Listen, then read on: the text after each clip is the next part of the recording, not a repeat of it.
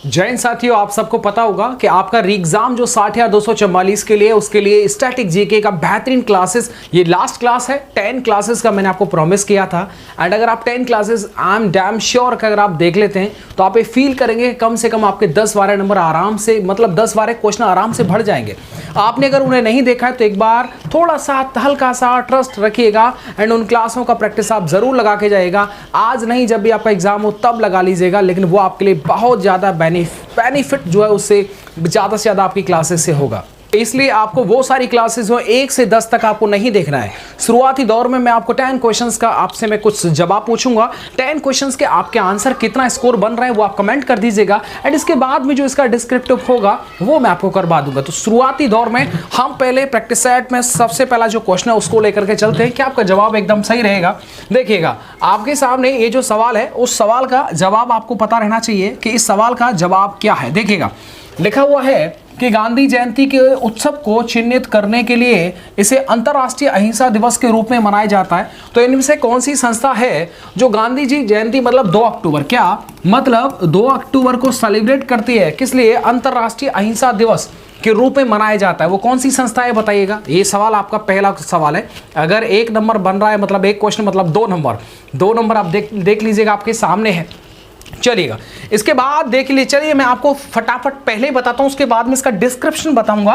पहले इसका exactly answer हो जाएगा संयुक्त राष्ट्र। क्या हो जाएगा, संयुक्त राष्ट्र जो होता है वो जो गांधी जी का जयंती है 2 अक्टूबर, उसको अंतर्राष्ट्रीय अहिंसा दिवस के तौर पर मनाता है। अब देखिएगा दूसरा सवाल है कि खान बहादुर ने 1857 के विद्रोह का नेतृत्व कहां से किया था। ये क्वेश्चन नंबर 2 है। अगर आपने ये दे दिया मतलब आप ये समझ लीजिएगा कि आपके 4 नंबर एकदम सटासट एकदम ठीक ठाक हो जाएंगे। तो देखिएगा दिल्ली से, कानपुर, लखनऊ या फिर बरेली से। देखिए प्रसिद्ध संगीतकार तानसेन के गुरु का नाम आपसे पूछा गया था, तो तानसेन के गुरु का नाम क्या था, ठीक है। तो देखिएगा रविदास, कालिदास, सूरदास या फिर स्वामी हरिदास। तो सही आंसर हो जाएगा स्वामी हरिदास जो थे वो तानसेन के गुरु थे, ठीक है। क्या थे, हो जाएगा क्वेश्चन नंबर 4। क्वेश्चन नंबर 4 को पहले आप एक बार ट्राई करिएगा कि अखिल भारतीय कांग्रेस ने भारत के लिए पूर्ण स्वराज या पूर्ण स्वतंत्रता की मांग को कब औपचारिक रूप दिया था, ठीक है। तो इसका सही आंसर क्या हो जाएगा, लाहौर अधिवेशन 1929 किया था। अगर ये बन रहा है तो मतलब ये ठीक है। अगला देख लीजिएगा, 4 क्वेश्चन हो चुके हैं। अब देखिएगा 5वां क्वेश्चन आप लगा के देख लीजिएगा एंड 5वां क्वेश्चन आप सही देते हैं तो मतलब सीधे सीधे आपके 10 नंबर बन जाएंगे। देखिएगा ये एग्जैक्टली भारतीय राष्ट्रीय कांग्रेस के निम्नलिखित अधिवेशनों में से किस अधिवेशन की अध्यक्षता पहली बार एक महिला ने की थी। यहाँ पर भारतीय महिला का नाम नहीं है, पहली बार कौन सी महिला थी। तो आपको पता रहना चाहिए कि 1917 में आपको पता हो एनी बेसेंट जो थी वो पहली जो थी वो महिला अध्यक्ष बनी थी कांग्रेस की। आगे सवाल का जवाब, ये सवाल क्वेश्चन हो जाएगा, ये 5वां हो जाएगा। अब देख लीजिएगा क्वेश्चन नंबर 6 का आपको जवाब देना है। अगर आपका जीके जीएस बेहतरीन है और आप तैयार हैं बिल्कुल एग्जाम के लिए, कि मार्शल लॉ की अवधारणा जो मूल अधिकारों को प्रतिबंधित करती है किस देश से ली गई थी, मतलब मार्शल लॉ की अवधारणा किस देश से ली गई थी। जैसे आपको पता होगा जैसे मौलिक कर्तव्य यूएसएसआर से लिए गए थे, मूल अधिकार अमेरिका से लिए गए थे, वैसे ही मार्शल लॉ कहां से लिया गया था। तो राइट आंसर हो जाएगा आपका चीन, यूके। तो ये हो जाएगा यूके। क्या हो जाएगा, यूके इसका सही आंसर हो जाएगा। क्वेश्चन नंबर 6 मतलब आपके 12 नंबर बन चुके होंगे उम्मीद करता हूं। देखिए 7वां क्वेश्चन देख लीजिएगा कि भारतीय संविधान में वर्णित मूल कर्तव्य का प्रावधान निम्नलिखित में से किससे प्रेरित है, बताइएगा। मतलब ये कहां से लिया गया है आप ये मान लीजिएगा। तो यहां पर मूल कर्तव्य की बात हो रही है, तो कर्तव्य कहां से लिए गए थे, यूएसएसआर। कहां से, यूएसएसआर से लिए गए थे। आगे देख लीजिएगा क्वेश्चन नंबर 7 हो चुका है। क्वेश्चन नंबर 8 पर हम पहुंचते हैं एंड क्वेश्चन नंबर 8 का मतलब सर जी सीधे सीधे 16 आपके नंबर बन जाएंगे।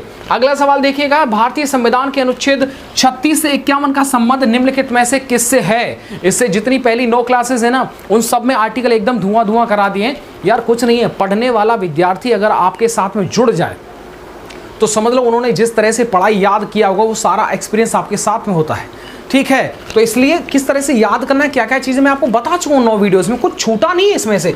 बताइएगा इनमें से कोई टॉपिक छोड़ा है क्या, सारे टॉपिक एक ही सवाल के अंदर मैंने खत्म कर दिए।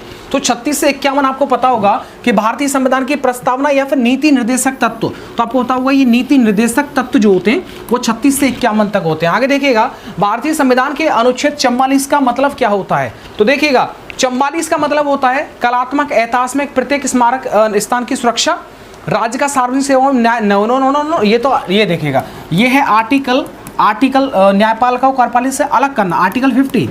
पर्यावरण की रक्षा, सुधार करना, देश में वनों और वन्य जीवों की सुरक्षा, no man no man no man.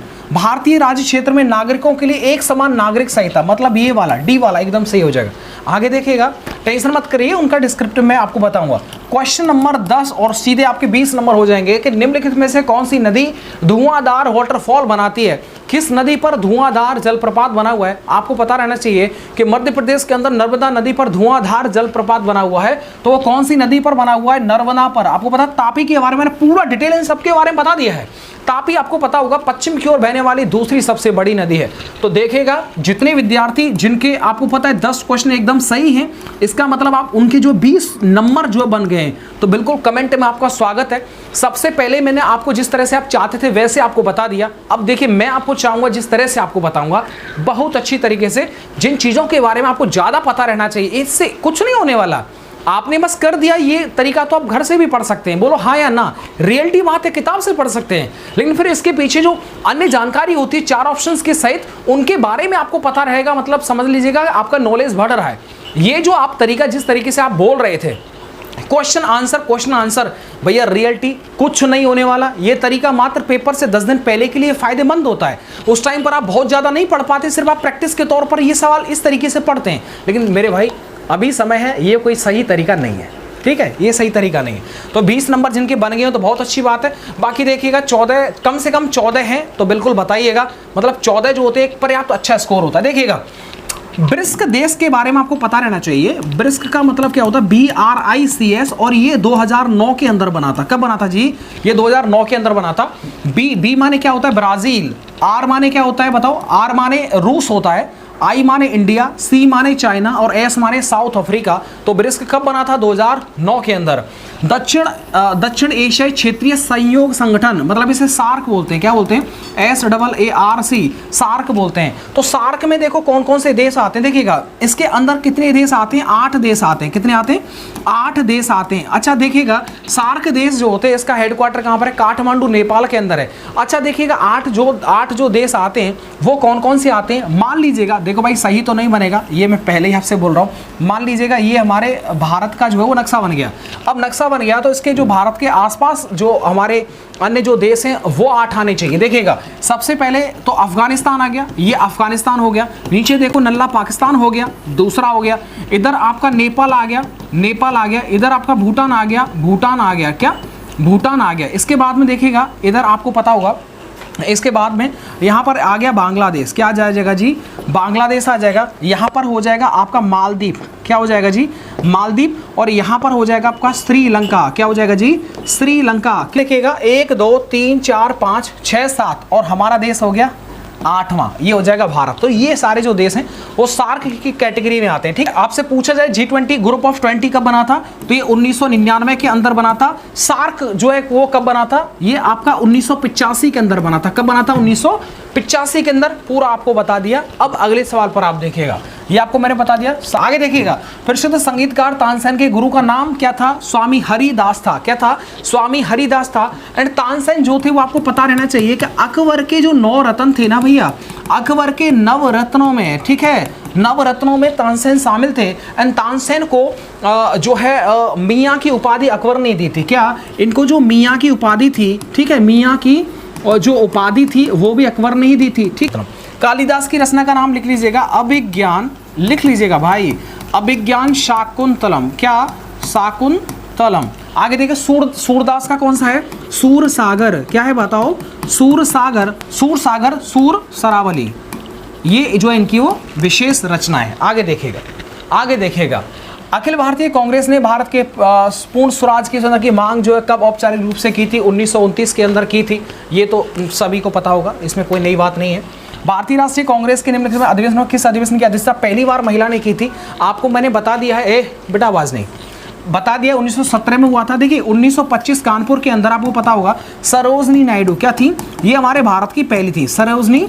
ठीक है, सरोजनी नायडू जो थी वो भारत की पहली महिला थी जिन्होंने जो है वो कांग्रेस के अधिवेशन में अध्यक्षता की थी। तो ये भी आपको याद रखना है। ठीक है, अच्छा 1907 किसके लिए फेमस है? ये आपको पता है, कांग्रेस का जब विभाजन हुआ था 1907 में, गरम दल नरम दल अलग हो गए थे, तो 1907 में ही हुए थे। ठीक है, लाहौर अधिवेशन आपको पता होगा, लाहौर अधिवेशन पंडित जो है जवाहरलाल नेहरू जो थे उसके अध्यक्ष थे।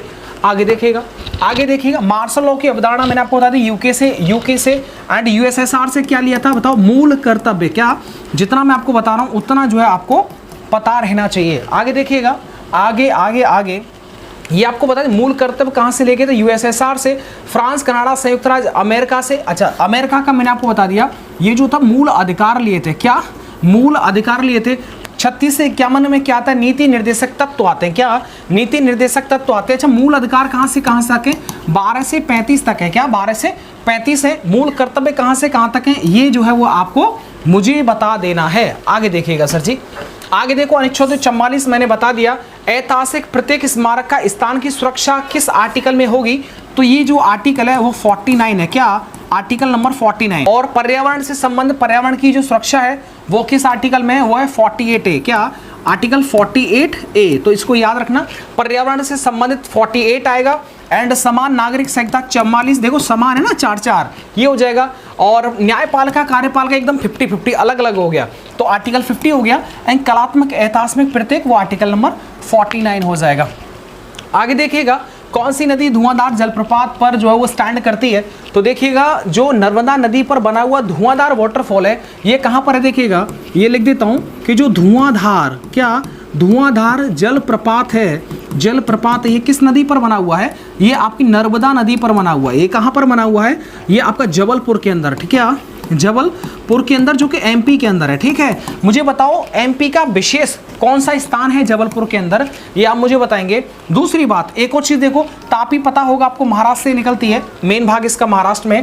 गोदावरी कहां से निकलती है, महानदी कहां से निकलती है, महानदी पर कौन सा डैम बना हुआ है, इस सब को आपको मुझे बताना है। तो आपके देखिएगा, आपके क्वेश्चन थे 10 और इसमें से 20 नंबर का जो पोर्शन था वो मैंने आपको टेस्ट के रूप में लिया। इसके बाद में थोड़ी सी चीज़ों को मैंने आपको बता दिया। इसके बाद में देखिएगा, अगर आप ये चाहते हैं कि सर जी जिस तरीके से आपने 10 क्लासेज ये ली हैं वैसे ही हिंदी का भी विशेष तौर पर 10 जो क्लासेज हैं वो चला दीजिएगा, तो देखिएगा आपका बिना सपोर्ट के वो क्लासेस नहीं चल पाएंगी। सपोर्ट बनाए रखिएगा तो मुझे भी अच्छा लगता है कि यार देखिए जो हम अपना वैल्यूएबल टाइम जो आपको दे रहे हैं, मतलब आप उसे देख रहे हैं, मतलब उसे पढ़ रहे हैं। ठीक है, बाकी अन्य काम हमारे पास आपके पास बहुत ज़्यादा है। तो बेसिकली एग्ज़ाम से पहले सटीक चीज़ें जो आपको बताई जाएंगी, मैं बता रहा हूँ हिंदी का भी हम एकदम धुआं कर देंगे। ठीक है, मैथ रीजनिंग वो उसके बाद में अगली क्लासेस आ जाएंगी। देखिए कितने विद्यार्थी चाहते हैं, जितने विद्यार्थी चाहते हैं पहले तो इस वीडियो को वो लाइक कर दीजिएगा, उससे एकदम समझ में आ जाएगा कि भाई ये तो परमानेंट चाहते ही चाहते हैं एंड उनको हर बार हर वीडियो का वही रिस्पॉन्स देना है। साथ ही में कमेंट कर दीजिएगा कि क्या आप जिस तरीके से 10 वीडियोस चली हैं उस तरीके से हिंदी की भी क्लासेस को चला दीजिएगा।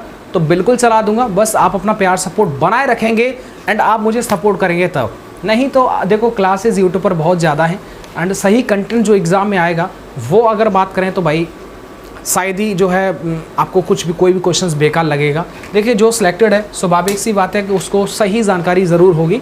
अपना ध्यान रखिएगा।